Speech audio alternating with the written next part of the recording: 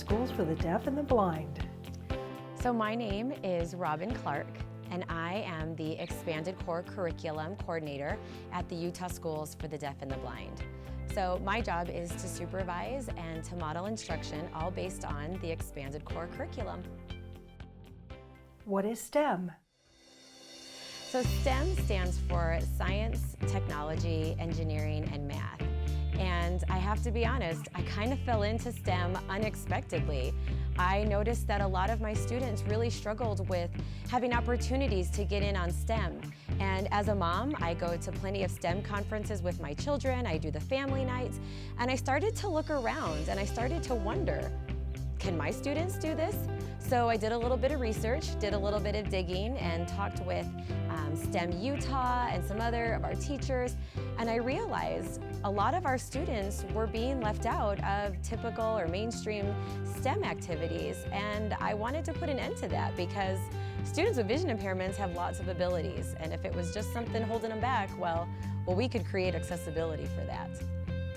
What are typical challenges faced by students and teachers?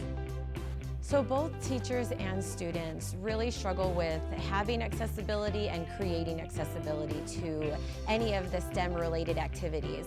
Something could be very visual, or it might not have, if they're doing like coding or programming, the accessible technology that they would need to access usually isn't there, and that's become a pretty big barrier for students to access and just to participate in STEM activities.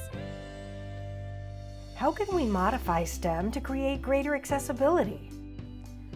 There are three things that if teachers would keep this in mind, it would really help create a lot more accessibility to the STEM instruction that they are providing.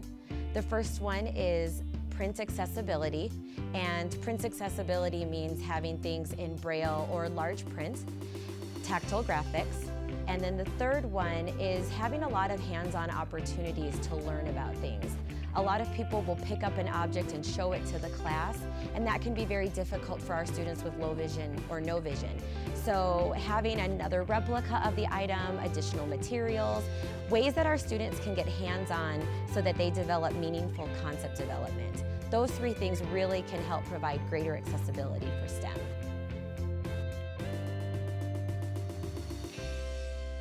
What should we remember when providing STEM instruction? So there are three things that teachers really need to think about when they're planning everything, aside from the quick tips for accessibility. The first thing is students with vision impairments always benefit from hands-on instruction. And that again could mean having a replica of their own one that they can have, or the tactile map, or the way that they can participate instead of just listening, that they can really be part of things. And you can modify that based on whatever your activity is. But really remember that students always need hands-on instruction. It's the way that they're able to see everything. The second thing to remember is that vision, when you have it, it's instant. You can instantly see something happen. And if you have low vision or no vision, that's not going to happen. So you want to always remember to plan extra time, pre-teaching, maybe an additional follow-up lesson. Students with vision impairments are typically not cognitively impaired. But because something can be very visual and very complex to look at, having that extra time really makes a difference that meaningful concepts have really been developed for our students. So that extra time, pre and post teaching, really can make a great difference in the ways that our students learn. The last thing that teachers should always keep in mind when starting to work with our students is that vision impairment is a unique disability, meaning that environmental factors, lighting, can really affect the way that a student can see. So maybe your student can see something very clearly in the classroom, but then you shift into a dark room or you go outside. The lighting has now changed, and that can really impact the way that students can see things.